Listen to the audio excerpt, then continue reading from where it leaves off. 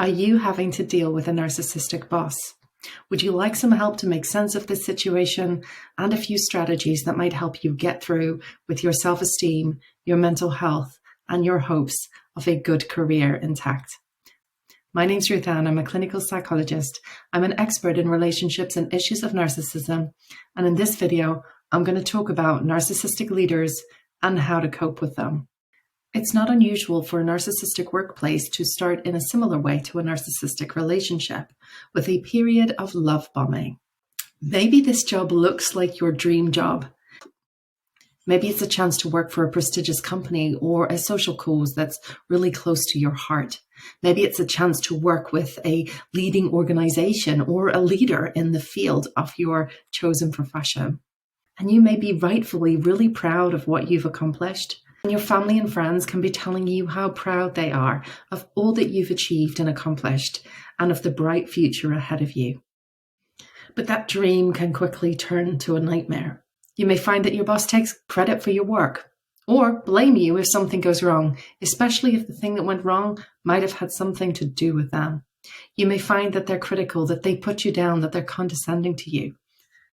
And in some cases, it can become outright bullying and harassment, including sexual harassment. Your boss may feel entitled to ask you to work all of the hours in the day, coming in early, staying late, working through the night or over the weekends when that's not part of your contract to do so. You might find that your boss feels quite entitled to ask you to cancel your social commitments and the other things that are important to your life. And of course, that has a knock-on effect on your friends and family, who may be quite frustrated at what they're missing out on because you're at work all the time. Not surprisingly, this can lead to incredible levels of stress and exhaustion, difficulties sleeping, high levels of anxiety and depression. And it's not unusual for people to turn to substances, to end up relying on caffeine or other stimulants to get through the day, or using alcohol or other drugs to relax and to numb and to help you stop feeling so stressed and overwhelmed. And in such a situation, it's very hard to go to your friends and family who may be a little irritated with you, maybe feeling a little let down, or you're certainly feeling really guilty at the things that you haven't been able to do. And when you combine that stress and how you're feeling with a sense of pride that your family had when you got this job and may still be expressing how proud they are of you and everything you're doing, it can also lead to an immense sense of shame and self-blame. And of course, as you become more isolated from your friends and family, your work can take up even more space in your life. And it can become a really vicious cycle of your personal life suffering and your work taking up even more of your time and your energy and your resources. Understanding that that's the process that's going on in a narcissistic workplace can help you make sense of it, help you understand why it is that you're finding it so difficult, and I hope help you not to blame yourself for what's happening. And so if that's the situation you're in, what can you do about it?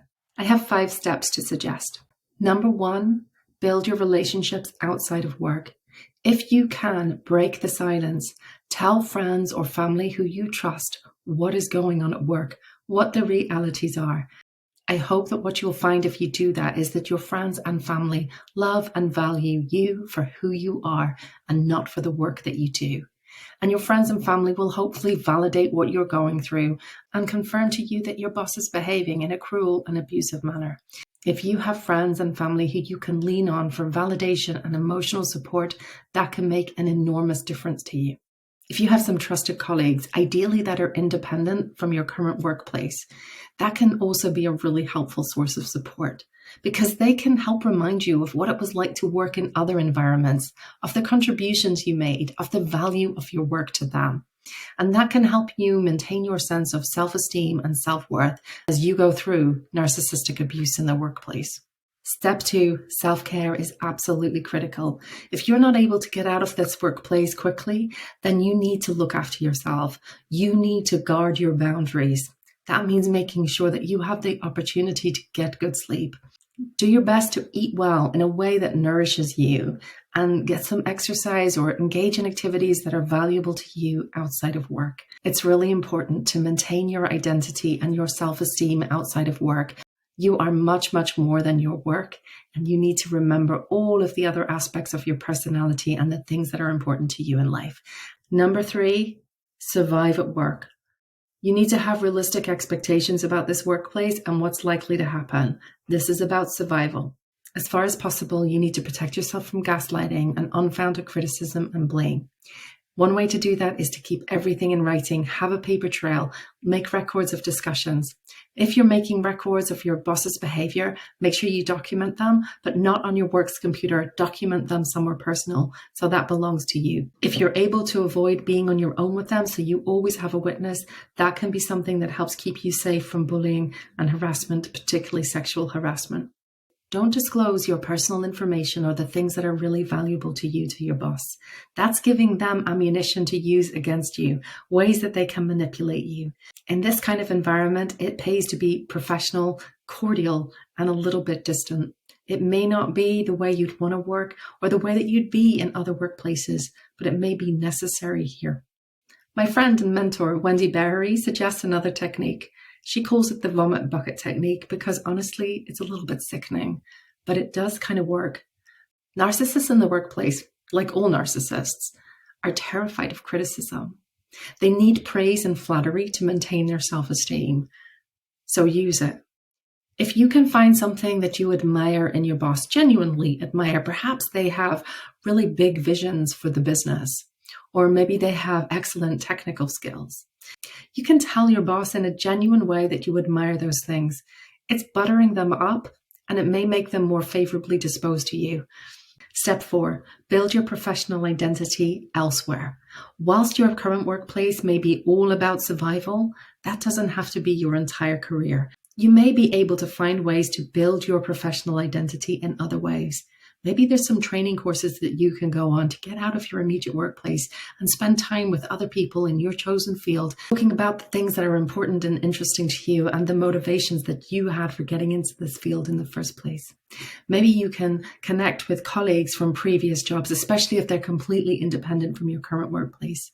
They can help remind you of the skills and the contributions that you've made and how much your colleagues value who you are and what you have to offer.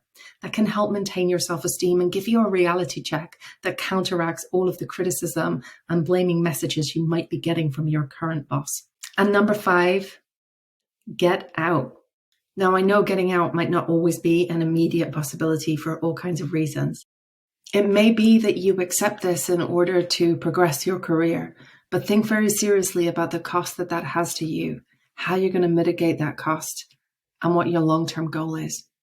When the time comes to leave, I hope that by following at least some of the advice in this video, you're able to maintain your self-esteem, maintain your physical and mental health as best you can, and maintain your professional identity and sense of confidence in your own abilities and your own worth, so you can put your best foot forward in future job opportunities. When that's the situation you're in, I wish you the very best of luck. I'd love to hear what you think. How did you survive a narcissistic workplace? Are you in one right now? Have you gone on to thrive? Leave a comment. Let me know your thoughts. If you like this video, hit the like button and subscribe if you think you'd like to see more on narcissism and navigating narcissistic relationships. I look forward to seeing you next time. In the meantime, take good care.